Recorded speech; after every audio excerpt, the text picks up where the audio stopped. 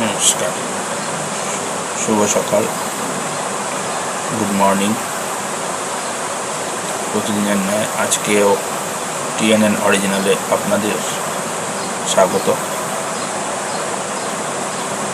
আজকে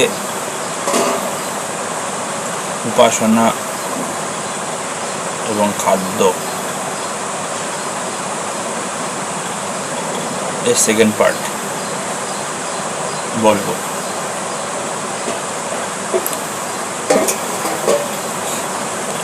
কমেন্টস করবেন দয়া করে। যেটা বলবো যে আমরা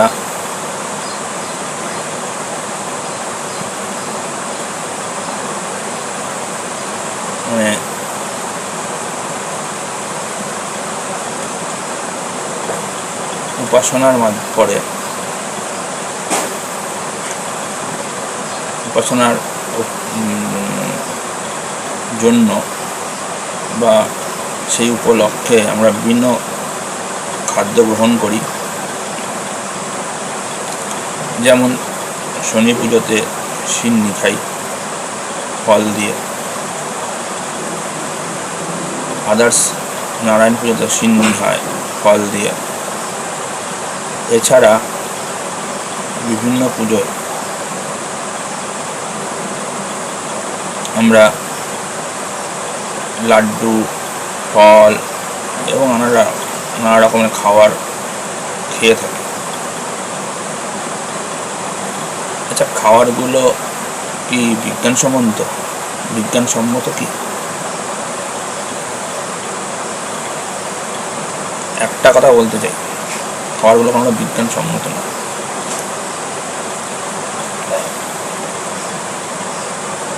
প্রথমত সিন্নি এবং ফল ব্যাড কম্বিনেশন, কারণ সিন্নির সঙ্গে ফল গেলে ফলটা পচে গ্যাস হয়।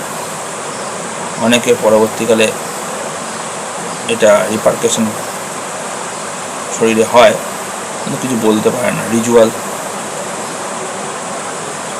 আমিও ফিল করেছি, এখন আমি খাই না। সেই জন্য সিন্নির মধ্যে থাকে আটা, ময়দা, দুধ, তিনটাই ব্যাড কম্বিনেশন। সুজি ব্যাড কম্বিনেশন। দুধের সঙ্গে কখনো আটা, ময়দা ডাইজেস্ট হয় না, আনডাইজেস্ট হয়, ফলে গ্যাস, পরবর্তীকালে অন্যান্য জিনিসও হয়, এবং হাই ক্যালোরি থাকে এগুলোর মধ্যে। মুখের স্বাদে আমরা হয়তো খেতে পারি, কিন্তু আলটিমেট ক্ষতি করে। মনসা পুজোতে দুধ কলা, it is also a bad combination. দুধের সঙ্গে কলা পচে, পেটে নানা রকমের রোগ হতে পারে, এবং এটা কন্টিনিউ চলতে থাকার ফলে শরীরে দীর্ঘস্থায়ী রোগ এবং হরমোনাল ডিসঅর্ডার সৃষ্টি হয়। আমরা বুঝতে পারি না। পুজো আশ্রার নাম করে আমরা কুসংস্কারে আচ্ছন্ন হই। এরই সাথে আমরা এই কুসংস্কারকে তুষ্ট রাখতে নিজের শরীরের জলাঞ্জলি দিই বিভিন্ন রোগের মাধ্যমে। আমরা অরিজিনাল উপাসনা কখনোই করি না, যেটা আমাদের স্বাস্থ্য। পুজো হচ্ছে ধর্মের সবচেয়ে নিচের অংশ। এর ওপরে হচ্ছে জপ, তার ওপরে হচ্ছে ধ্যান বা সাধনা, যেটার অন্তর্নিহিত অংশ হচ্ছে সমাধি। অরিজিনাল পুজো ওটাই, নিজেকে জানা, আসল সত্যের খোঁজ করা।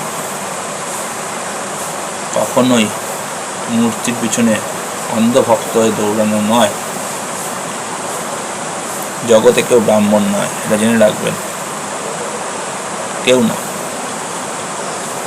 কারণ ব্রহ্মজ্ঞান পাওয়া অত সহজ নয়। মানুষ কখনো ব্রহ্মজ্ঞান পেতে পারে না। খুব কম ধরনের মানুষ হয়তো পেয়েছে, তারাই হয়তো ব্রাহ্মণ। পবিত্রের লাগলে ব্রাহ্মণ হয় তা না। ব্রহ্মজ্ঞান পেতে গেলে তোমাকে বা সবাইকে ধ্যানমগ্ন হতে হবে। সব কিছু থেকে কোনো বিচারকে, সৃষ্টিকে তোমাকে নিউট্রাল হয়ে দেখতে হবে, তবেই তুমি আসল ধর্ম পালন করছো। এটাই সনাতন। কোনো নির্দিষ্ট বিশ্বাসের প্রতি নিজেকে এলিয়ে দেওয়া সনাতন নয়।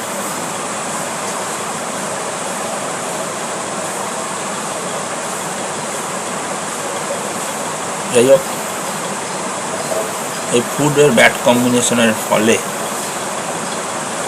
বাবাজিরাও ভোগে বিভিন্ন মঠ মন্দিরে। তারাও দেখবেন এই স্বাস্থ্য সব ভুঁড়ি, বাইরে ভুঁড়ি আছে, বেশি দূর চলতে পারে না, বেশি উপরে উঠতে পারে না। তার কারণ তাদের শরীর আনফিট। কিন্তু হিমালয়ের কোনো সন্ন্যাসী আনফিটেড নয়। তারা কিন্তু সারা জীবন না খেয়ে থাকছে, কত বছর না খেয়ে থাকে। ওই তাদের তো কিছু হয় না, তারা দীর্ঘস্থায়ী হয়। জেনে রাখবেন, অল্প ভোজন, সূর্য ডোবার আগে ভোজন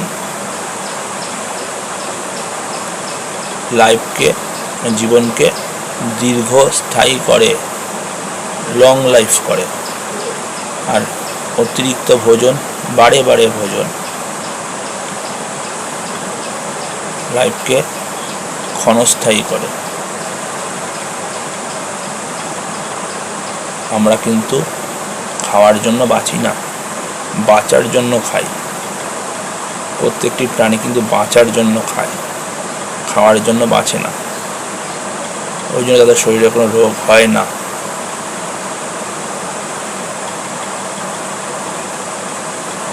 ফুড অ্যান্ড নিউট্রিশনে এটাই বলার কথা ছিল। নমস্কার।